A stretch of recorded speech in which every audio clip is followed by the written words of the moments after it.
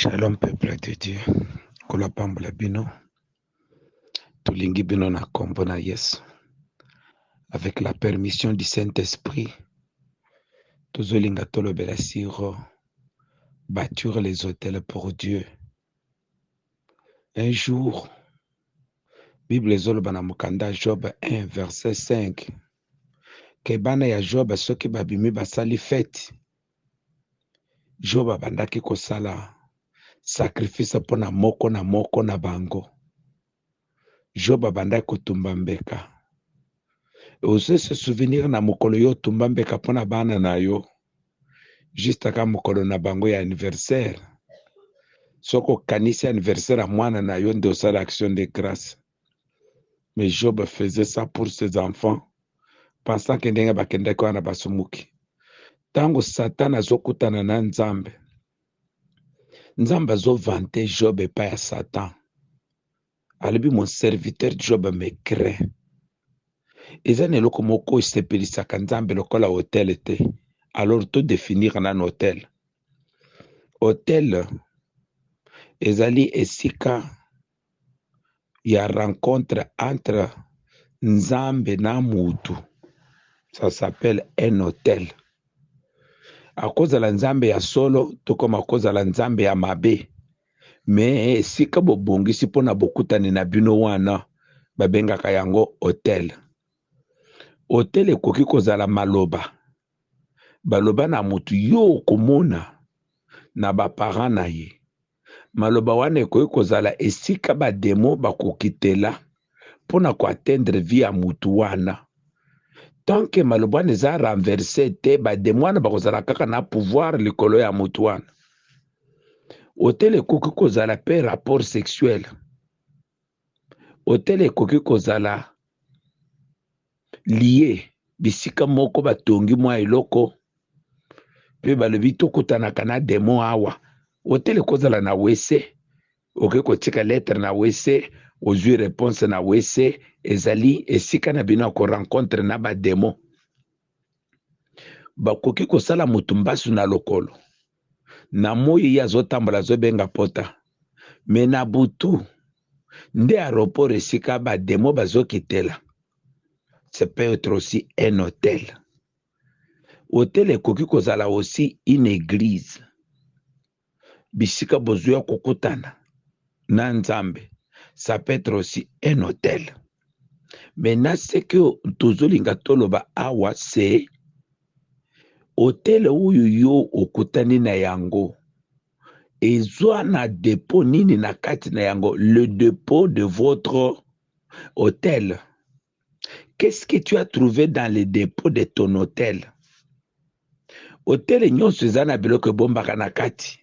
Na Apocalypse chapitre 6 à l'ouverture ya 4e saut bamonaki ba martyr et babombaki bango na se ya hôtel.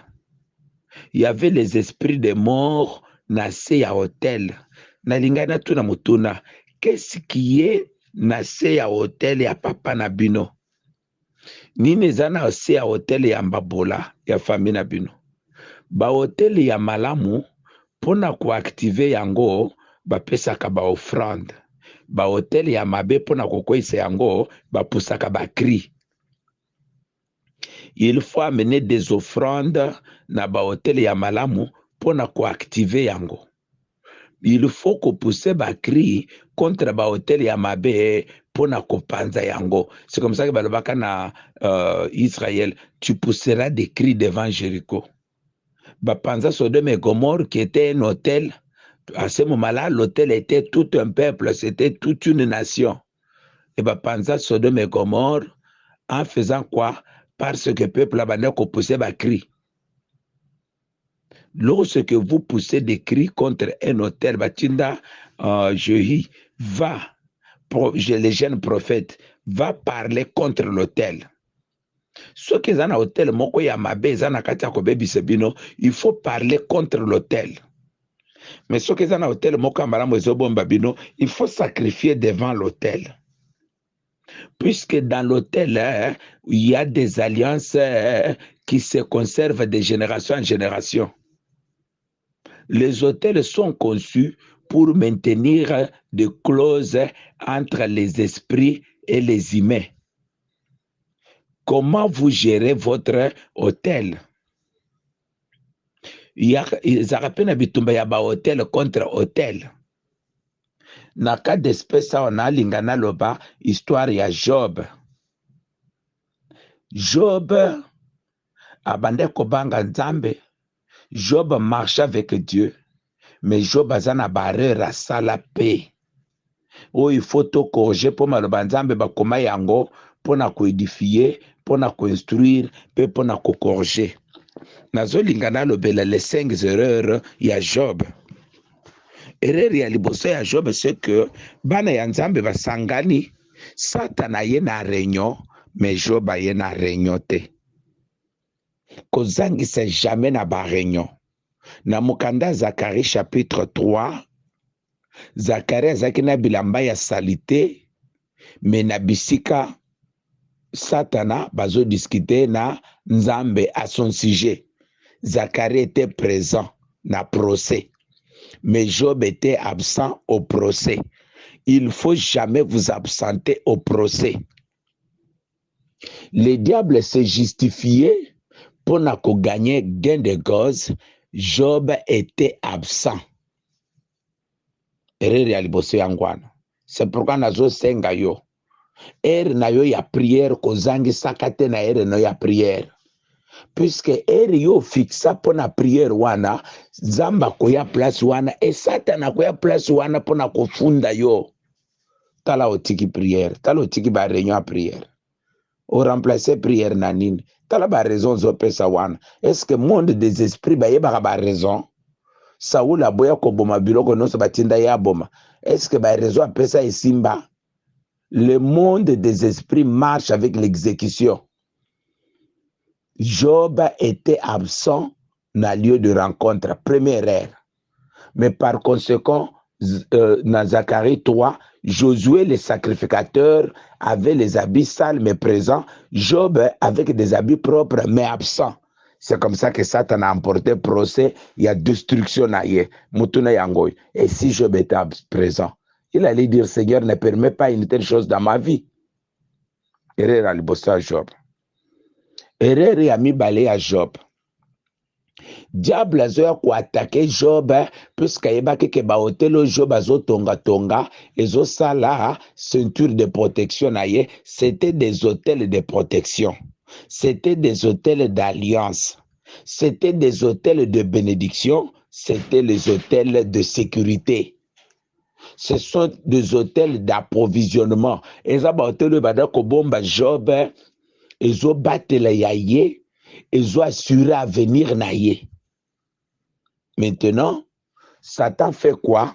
Il sait que Job peut tomber, il faut banane basa la fête, alors il tue les enfants. Oui, biso ko na prière na église oloba, ngana pambola kanzambe na bino yo, ponzambe na bino asalela ngai boy. Ngana pambola kanzambo ponzambo asalela ngai boy. Bongo soki Satan a longole loko wana. O pambola sunzambe pourquoi? C'est pourquoi parmi les armes, Yakolata pona kobunda contre Satan à Ephésiens 6, on cite plusieurs armes et parmi les armes, il y a aussi casque du salut. Donc, c'est l'ensemble il y a aussi la vérité. Donc, c'est l'ensemble pour prier. Donc, c'est l'ensemble puisque nous sommes des élus. Nous sommes choisis par Dieu pour prier.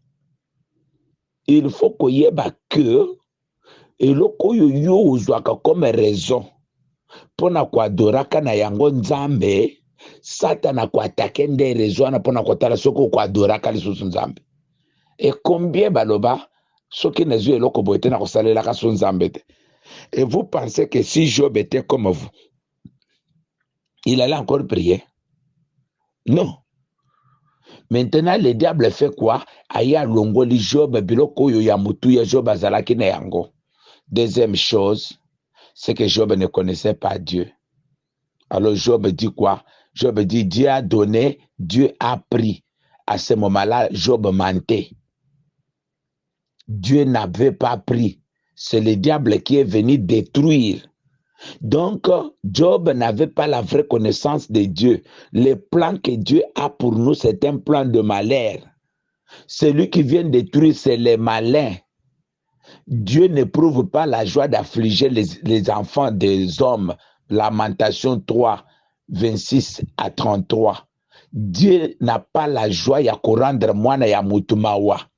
Dieu n'a pas cette joie-là. Celui qui éprouve la joie ya korandre yo malheureux, c'est le diable. Quand l'Éternel Dieu approuve les voies d'un homme, il dispose favorablement à son égard même de ses ennemis. Proverbe 16, verset 7 à 8. Il faut koyeba ke soki nzamba sepeli na mutu. Nzamba kosala meme banguna na yeba pambola ye. Menaka ya Job na plaidoirie, Job n'était pas présent. De deux. Bible zolba na psaume 50. Yaka na offrande, psaume 50, 14. Yaka na offrande. Pesanga offrande na yo. Maintenant, kokisa ve na yo la kakangai. Et de toi, sokomoni makambo ya ça ne va pas ye na vi na yo, vanda invoquer ngai, belela ngai na koyebisa yo. Pourquoi Job n'a pas invoqué Dieu? Pourquoi Job n'a pas voulu savoir de Dieu et loko ye lié? Pourquoi il a conclu na yaki mutakala na zonga na mabele mutakala? Pourquoi conclure comme ça? Ce n'était pas la pensée de Dieu. C'est comme ça qu'il y a de ces églises-là qui pensent bien connaître Dieu, alors que Moutaye Binzambe, c'est seulement le Saint-Esprit. Tu as besoin du Saint-Esprit pour connaître Dieu avant de conclure des raccourcis. Avant ya kokendena ba raccourcis, il faut que yeba nzambe malamu. Mutuna yangoyo. Satan a sali même un complot contre Élisée. Élisée kangi bango a paralysé bango. Satan a sali complot contre Naboth. Babomi Naboth nzamba tikali ko venger Naboth après. Babomi Abel nzamba tikali ko venger Abel après. Yo bakoboma yo te na kombo na Yesu. Yo fola te bibondeli ya molimo o tenir ferme contre ba mingongo nyonso o ezana kati ya ko discuter à ton sujet. Et Bible lobby na mukanda Esaïe 54. Je te récupère comme une femme. Toute arme forgée contre toi sera sans effet. Na lobi lelo ba hôtel nyonso d'approvisionnement négatif. Ya famille à maman na bino, ya famille à papa na bino. Et puis wapi Satan na trouvaka argument pour na ko rendre yo inutile. Lelo na lobi ba arme nezala sans effet na kombo na Yesu. Satan akoki kotelema te kosala yo guerre alonga yo tant qu'il y aura un intercesseur. Bible lobi na psaume 33 toko bandi na verset 15 tina verset 25. Bible lobi mais s'il trouve un ange intercesseur, Dieu akoluka mwa ranso akopesa na place na ye. Lelo tozoloba makila ma Yesu epese. Lelo tozoloba maloba ya Nzambe epese. Hôtel nyonso etele mezo permettre Satan a ikitaka na vie na yo chaque année alongolaka yo santa longola covid de prière et perdre nguya nango na kombo na Yesu. Et perdre nguya nango na kombo na Yesu. Troisième erreur ya Job, c'est que Job akoya ko se maudire. Na Job chapitre 3.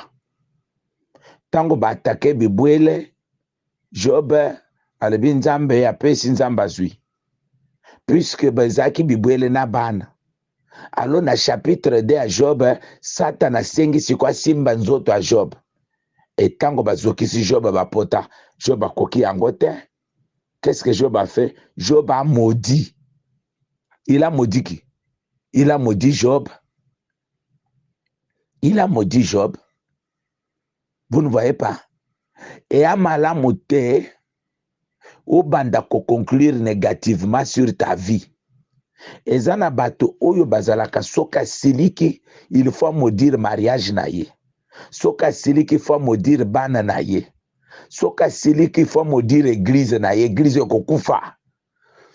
Soka siliki, il faut maudire mwasi na yo. Je connais des hommes, soka silika lobaka mwaswa beba, mwaswa zonga zéro. Mais n'attends gozo sala bongo. Ce que tu oublies, c'est que tu te maudis toi-même. Et Job va loin jusqu'à invoquer bato oyo Job azoloba mukolo na botama na Job 3 hein, kobanda 1 tina 10 alobi mukolo na botama il fallait même pas tongo nango etana modi muto anosaka bonne nouvelle ya kobotama na ngai il fallait bao bayebaka ndenge balamwisaka nyoka balamwisa nyoka amodire étoile ya mukolo wana. Étoile ya mukolo wana c'était qui? C'était Job, non? Étoile wa botamaka mukolo wana c'était Job. Vous ne voyez pas? Pesa ngai esika Job atongi susu hôtel depuis abungisaki ti na mukolo nzamba zo récompenser ye. Pesa ngai esika Job atongi hôtel. Pesa ngai esika Job a invoqué nzambe. Erreur mosusu ya Job c'est kosamba samba na batu. Il faut pas kolekisa tano na kosamba na batu puisque batu nyonso monaka oyo bazalaka toujours ba barbare. Kolekisa tana yo akoshisifie te po batu nyonso monaka bazalaka ba barbare. Balukaka occasion moko anyoka swayo bongo baloba bolobaka boza ba frère. Batu nyonso monaka bazalaka ba barbare. Baluka occasion de shit moko po ba arrêter ministère na yo.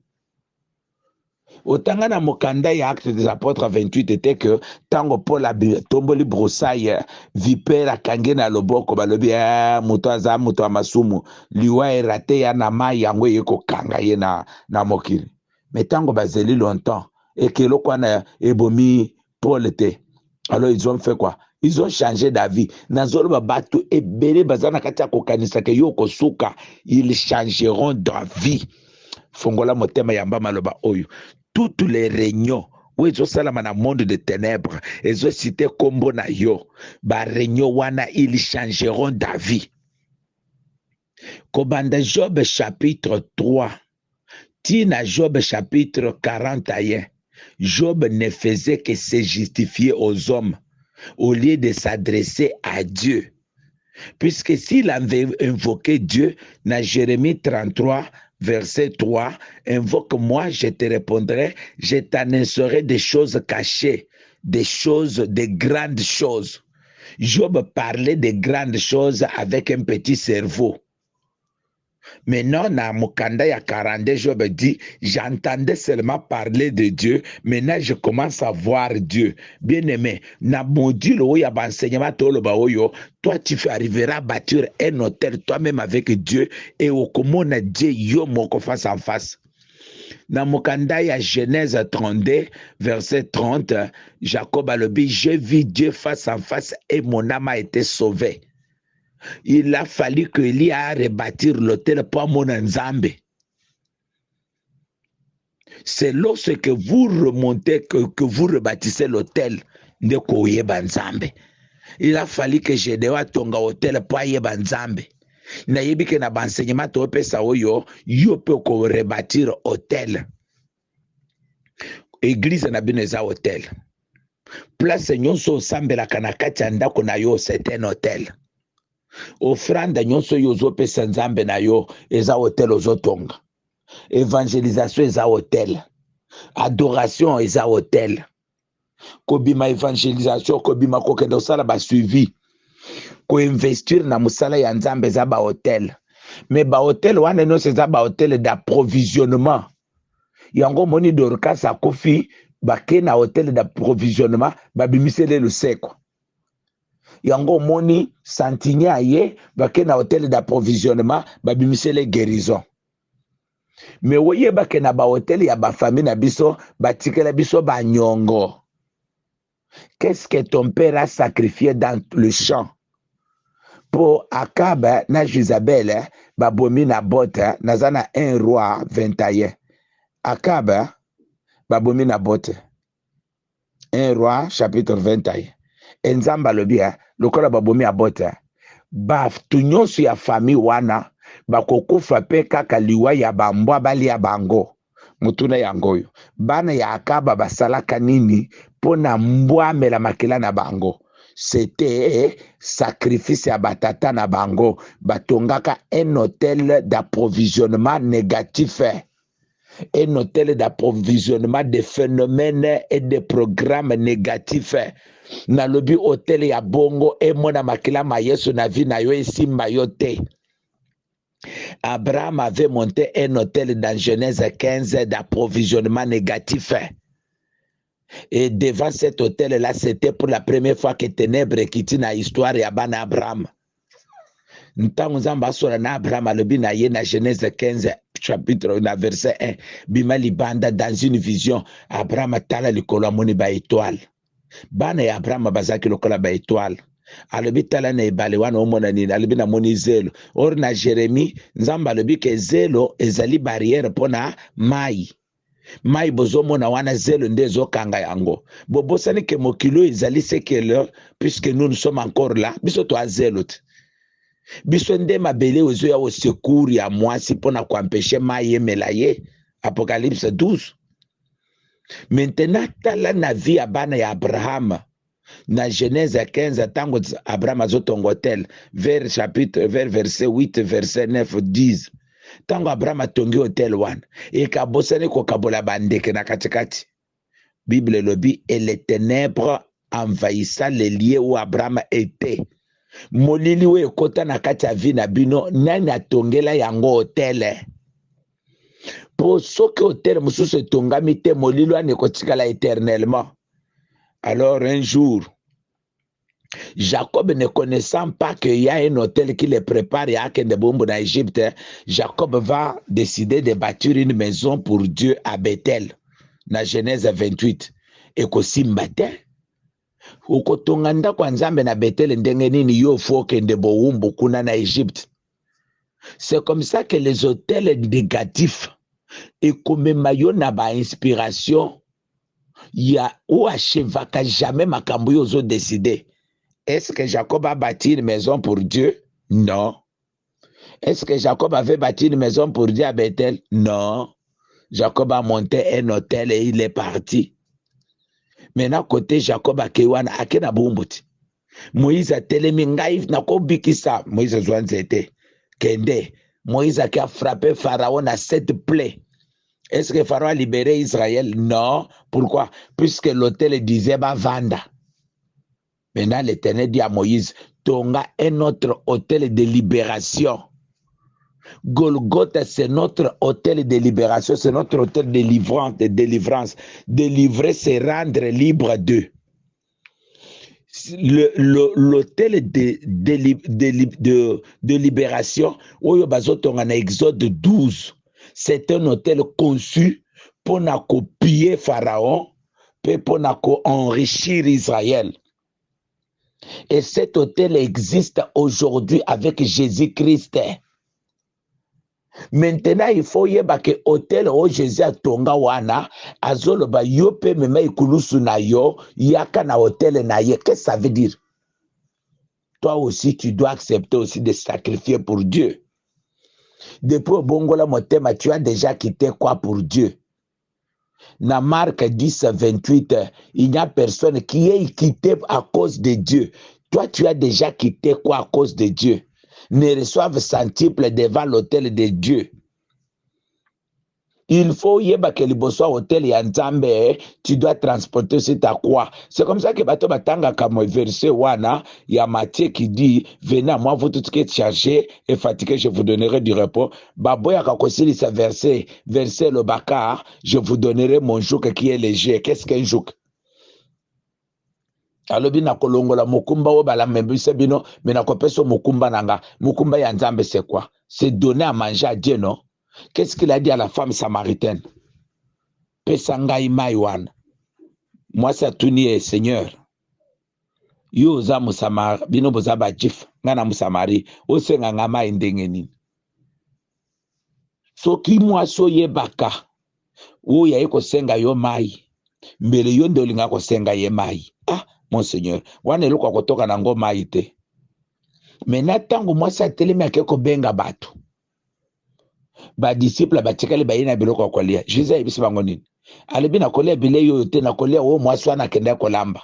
Qu'est-ce que la nourriture que cette femme-là était partie brûler sur l'autel? C'était l'évangélisation.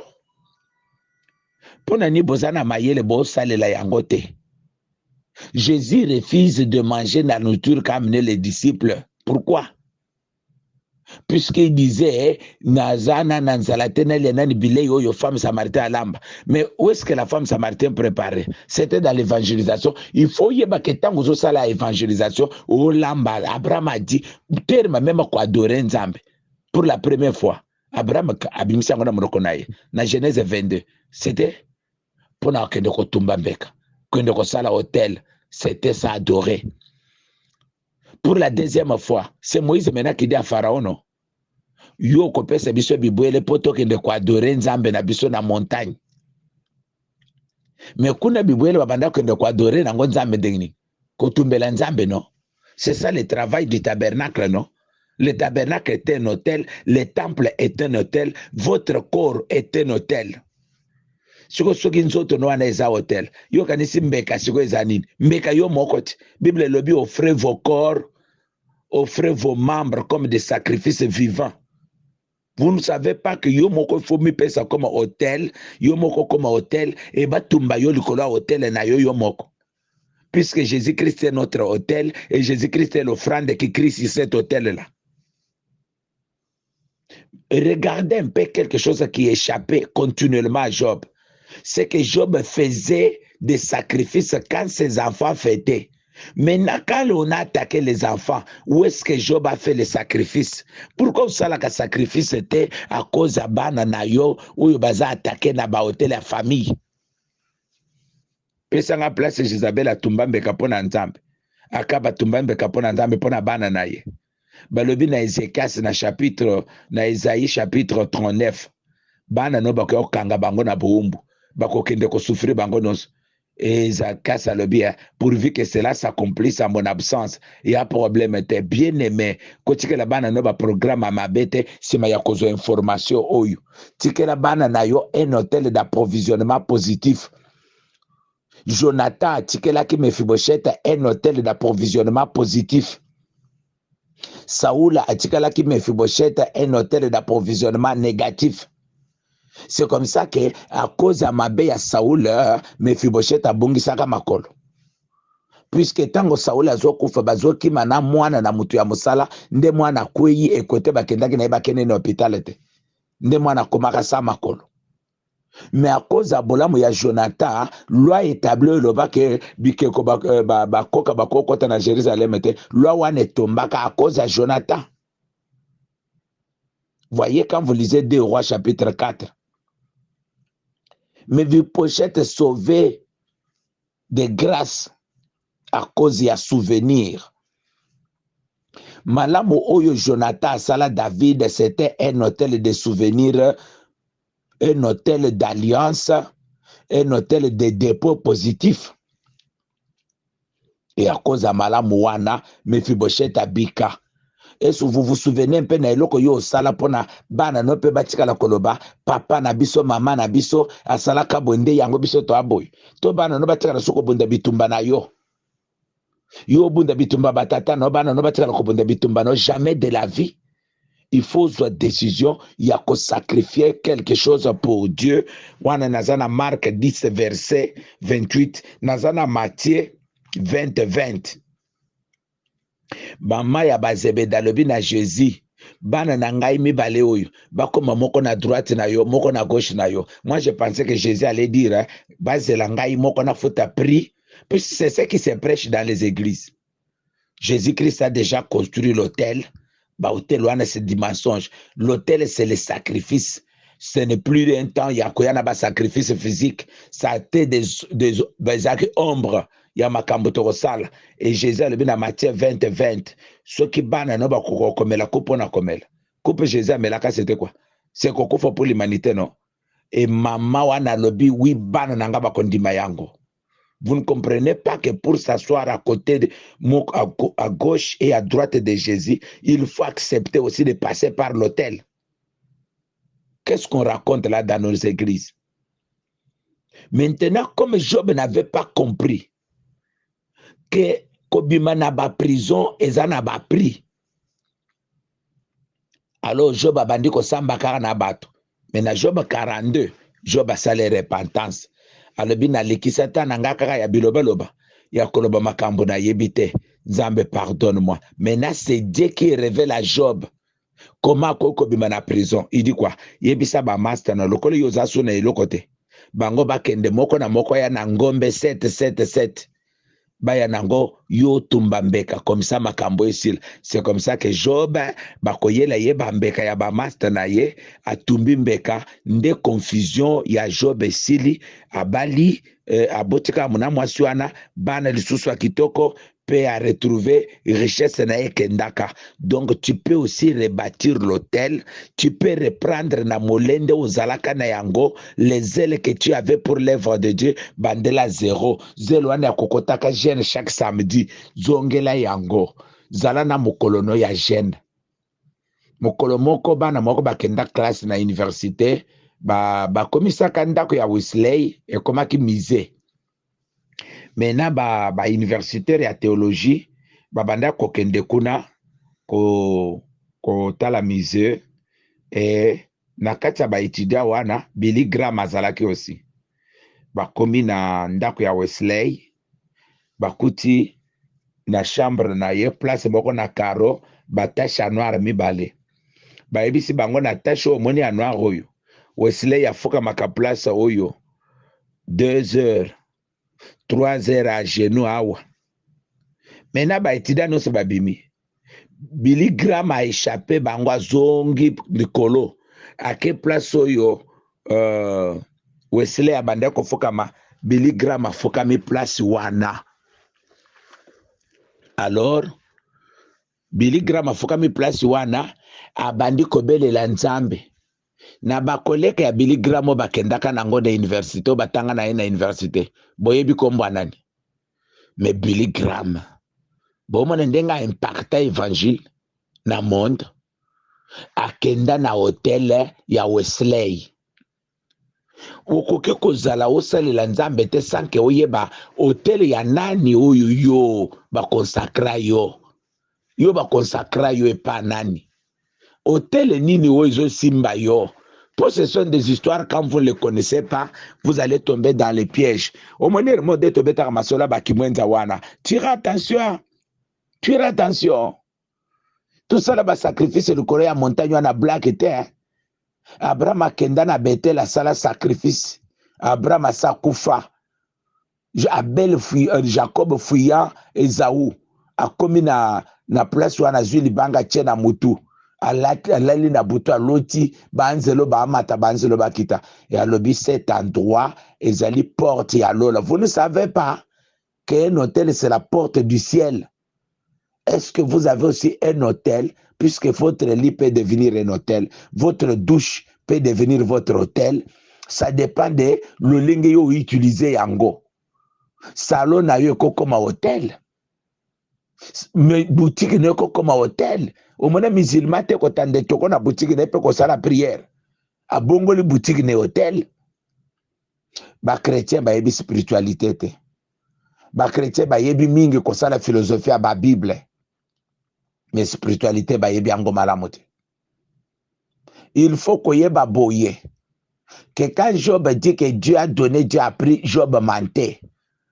C'était une persécution de la part du diable. Job n'avait pas la connaissance de ce qu'il disait.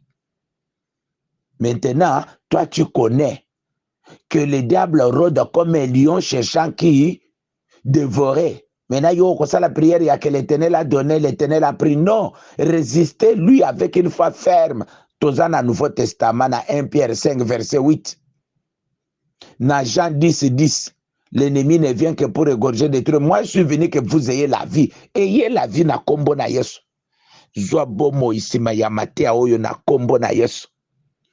Il faut yeba ke isika nyonso hotel ezali makile sopanaka place wana. Yango Bible lobi du sang de Jésus qui parle mieux que le sang d'Abel. À tout moment ko banda ko confesser kombo ya Jésus. Na bukanda ya Hébreu 9 Bible lobi le sang de Jésus coule dans un esprit éternel.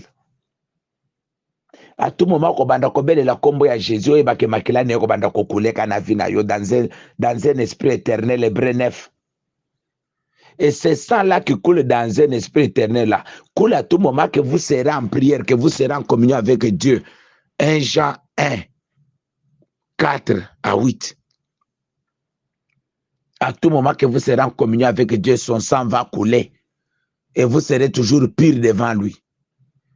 Maintenant, le lengue mususu ya kosala ke makela maïso couler na kati na yo, c'est être en harmonie avec Dieu. Mais être en harmonie avec Dieu, c'est quoi? C'est l'obéissance. Et obéir, c'est quoi? C'est que ça la volonté en Nzambe. Mais volonté en Nzambe, c'est quoi? C'est prier sans cesse. Luc 18, verset 1. Jésus leur montra encore cette parabole pour dire il faut toujours prier et ne jamais se lasser.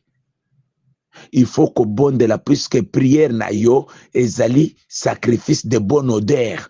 C'est écrit comme ça. Des sacrifices de bonne odeur. Et bazobakisa, il faut prier toujours avec des actions de grâce. Il faut prier toujours avec des actions de grâce.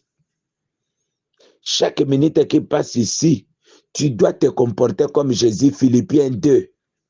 Philippiens chapitre 2, 5e verset jusqu'au 15e verset. Il faut avoir le sentiment qui était en Jésus. Jésus se sacrifiait toujours pour les autres. Il faut passer ton temps à préparer après toi. Simanayo, batubakokota dépôt négatif et tout dépôt positif. Nzamba pona yo na famille wana ozala lokole représentant na bango. Est-ce que hôtel misi ba hôtel okoki ko peser liboso ba hôtel ya Baal? Élie devait rebâtir l'hôtel qui devait ramener la pluie en Israël. Puis nanini, puisque ba hôtel ya Baal o Jézabel a katsalaki et pesa ki nzambe kanda. Tu dois rebâtir un hôtel qui doit ramener la joie dans ta famille. Est-ce que vous êtes conscient nango bolimbisi? Est-ce que vous êtes conscient na yango? Est-ce que vous êtes conscient que nanzela na yon de famille ne va retrouver stock yasika? Tu dois te lever. Ah, Nzambenanga ya pambola pino. Comprenez que nous parlons de grands enseignements et que nous pouvons les donner que nase ya climat otozo peselawan. Les hôtels ya Satana et ya li ba hôtel oyo ezali à la base ya ba émotion diabolique au monde le mokika na tongo bo la lona le mokina imera biente. Bazoe biso makambo lo banayoka kineti. Nani abakiselaka yo litoyi ya mibale. Les hôtels maléfiques oyo batonga na ba famille na biso nde za responsable ya kobungisaka bambongo. Nde bungisaka biso ba raisonnement oza neti tileya leya. Donc obika neti tileya leya, obika neti kizengi. Pona nini? Puisque hôtel o batongaka na ndako tata na bino o epesaka ye mbongo et déclara bino bizengi. Maintenant ba hôtel ya bongo ezana besoin hôtel mususu etongama ya Jésus et déclarer yo mutu amayele. Na tango yo David azobima na Uri na Bacheba mwasi ya bato Uri si mabomi Uri. Vous ne voyez pas? Balobi na David maintenant liwa ekozala na ndako ekolongaka soute. Qu'est-ce que David a fait? David se met dans la repentance. Tango zo sala repentance c'était un hôtel. Nzambe yo kama wa nzambe yo kama wa nzambe yo kama nzambe yo kama tanzamba yo kele mawa. Maintenant tango zo tanga na mokanda ya 1 roi chapitre 3 Bible lobi c'était la coutume de David ya kokende ba montagne kotumbela nzambe mbeka. C'était la habitude, la coutume de David. Cette coutume là de David était aussi la coutume de Job. Maintenant David a tumbeli nzambe mbeka na ba montagne. David akufi. Mwana na ye Salomo siko mwana wa boti na mwasi ya batu. Mwasi wana lekope na ba prophète basakola biloko alukuta po akoma roi. Et mwana wana Salomo. Alors que bana mususu David bazaraki wana. Mwana wana lebite na kozwa pouvoir boyete na tumba mbeka. Et mwana wana telemisi 1000 bœufs. Comme mbeka liboso ya nzambe. Vous ne voyez pas? Et comme c'est l'homme le plus sage, l'homme le plus intelligent. Mais kobo ya mama na ye, cette maman folle, bazoko benga yo na kati ya douche, toke ye pa ya roi, oke pe pa ya roi osilisi, ozwi pe na zemi na yo pe ozongi na ndako no vandi. Hotel oyo mama ya Salomo atongaki wana, hotel ya bololo wana, hotel oyo David atonga na mama ya Salomo, ya impudicité wana. Et ça là que Salomo a retrouvé na 1000 femmes. C'était l'hôtel d'approvisionnement négatif. Mais tandis que l'hôtel Oyo Salomon et Kotonga ya 1000 B, et comme c'est l'homme le plus intelligent. Si on prend nini na ba église bato balobaka kaka oyo famille esala ya mabe, mais okokoloba o Jésus a salité. C'est que vous n'êtes pas dans la vérité, femme samaritaine. C'est que vous avez la vérité. Puisque vous devez adorer l'Éternel en esprit et en vérité. Les hôtels font guerre, bitumba ya ba hôtel. Na via Salomon moko wana, hôtel ya mama na bango, ezokomisa ye, hôtel ya papa na bango ya mama na ye, ezokomisa ye ndumba international. Mais hôtel oyo ya ye moko atongi liboso ya Nzambe. Hôtel oyo David azwaki décision ya kotongela Nzambe, alobi nga na kotongela Nzambe ndako. Ozomona te ke hôtel wana ye koganga. Eye kokanga na vie ya Salomon, pona ni puisque na Genèse 89, na Psaume 89, Nzambe alobi bana ya David bakozala bakonzi na suka. Quel est l'hôtel d'approvisionnement qui crie dans votre vie? Hôtel nini oboza nango na kati ya famille, we ganga katongo pokwa dans cette famille-là. Puisque na sima ya enseignement oyo, il faut que les choses changent. Ça suffit. Il faut que les choses changent. Maintenant, makila maïso pe ganga liboso na yo. Izani tika ozo betranga masolo ya tobomi mwana meme na Egypte. Mais ozo le bate comment tu n'es pas sorti. Bao nyonso bazo observer la croix de Jésus doivent sortir na ba hôtel o kanga bango. Ba enseignement où yé pona koloba que les hôtels de Jésus, les hôtels que nous bâtissons avec Jésus sont capables ya ko libérer biso. Est-ce que l'église nabino est un hôtel? Est-ce que Dieu a agréé cela? Il faut que tout ne pense pas tu le belangai pe na église na biso. Est-ce que c'est un hôtel de Dieu? Est-ce que boyebaka keza facile ya kobeta mbunda pe batukoya, mais relativement difficile ya kobeta mbunda pe nzambe koya? Soko moni mutu asali église abandi ko sambrie na yango ya ezana bikila mususu a respecté te. Puisque nganga ya hotel akozala kaka na bikila bakosola na nzambe oyo bato ya église bayebi te. Comment okozala na église mais ozana ba secret na yo na nzambe te? Mutu nyonso atumbaka mbeka ayebi ba interdit ya hotel na ye. Comment okoki kosala l'église moko en train d'imiter ce que les autres font? Olamuki lelo na tongo, olobi nayoki ke na brana makuna basokolaka makolo, bo to sokola makolo na poko.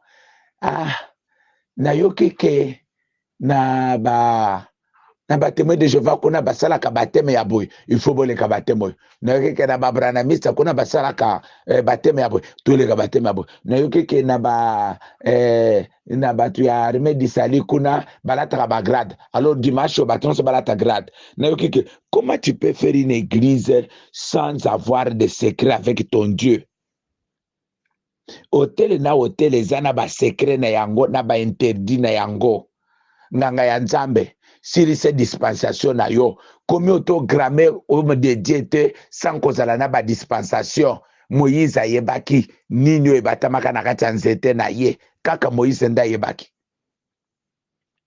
Ba Aaron na batu nyonso na balanda na sima soki yindi babandi kotonga et Moïse est resté seul. Atomaki banda koyida, Moïse invoquait l'Éternel. Pona nini? Puisque son bâton là était un hôtel.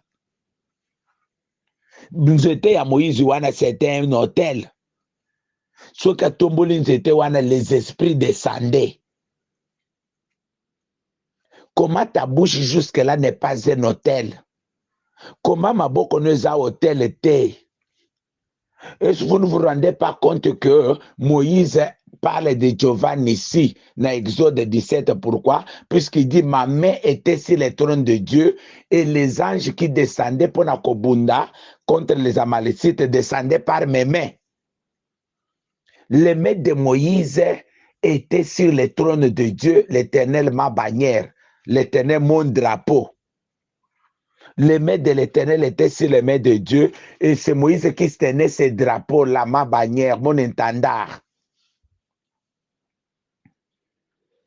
Comment okoki kosalela nzambe bambula na bambula maboko na yo koma pe na trône ya nzambe te? Est-ce que hôtel wana oyo yo kendaka kosambela wana eza agréé? Pourquoi makambo batikele bino ya bololo ya famille ezo agir koleka makambo nzambe atikela yo ya elengi? Comment ozokoka kosala balance te entre oyo nzambe azosala na vi na yo na oyo satana asala? Nini ezo domina? Comment mwana nzambe akovivre na rythme ya faci beton? Comment mwana nzambe akoloba biso na mboka oyo faci depuis azwi pouvoir biso na mboka oyo? Habakkuk chapitre 2, le juste vivra par la foi. Comment Isaac sema cette année-là et moissonna les centiples et que bana nzambe bako se mette cette année moissonner les centiples? Bima na régime ya gouvernement kota na régime ya nzambe. Puisque Moutouaza na hôtel, à cause de la toujours différent. Celui qui a un hôtel, c'est un Jacob, Nandako ya là-bas. Quand Jacob travaillait là, les anges agissaient là avec Jacob dans la forêt, non? Moutouaza na Nzambe, c'est un Joseph, Nandako Potiphar. C'est un Joseph en Égypte, il peut changer l'histoire. À Kobongola cette année, il y a Bololo. Et comme cette année à grâce. Pourquoi vous êtes capable de changer la situation de famille na yo? C'est pourquoi ba modile oyo tozo pesa oyo, tu dois sortir na maloba ya nzambe ya théâtre et kokota na maloba nzambe ya réalité. Caleb alobi na Josué, nami yoka encore mwana moke comme quand j'avais 40 ans. Wana Caleb âgé de 80 ans. Alibi, nami yoka encore mwana moke, comme quand j'avais 40 ans, l'air tokenda ko explorer ma belé. Et tant que bâtiment se balbaki était toza lokola basoterel, ngana lobaki te si l'Éternel avec nous. Maintenant Moïse alobaki, que tant que boko koma na terre wana, Caleb azwa pe moi ma belé. Bo pesa nga Hébron, na kende na bunda. À 80 ans, Caleb andima ko tumba mbeka pona Hébron. Comment yoza même pas na 80 ans ozondi makotele makobande la guerre te? Otika bana na yo, okende otika bana na yo na si a charge abatu. Okufa otika vina yo yebi eloko yo salate. Non, esika bateka yo okoma libre. Banzungu ya famille bateka yo okoma libre. Nazo déclarer awa. Que avant modilo ya ba enseignement etelema, hôtel ya Jésus ganga na vina yo. Hôtel ya Jésus ganga na bomo na yo. Makambo ebele changer forme na vie na yo. Renouvellement d'intelligence kota na kati na yo. Ba Daniel baboya kolia biloko mabe. Oyo ezalaka koleka na ba hôtel ya mabe. Nzamba pesa bango sagesse oyo elonga ba hôtel ya Babylone. Nzamba pesa yo puissance wana olonga ba hôtel ya famille na bino. Nzamba pesa yo nguya wana mukolo ya lelo ndenge tozoloba awa. Nous sommes 1h30. Ndenge tozoloba toza 1h30. Mukolo ya lelo jeudi.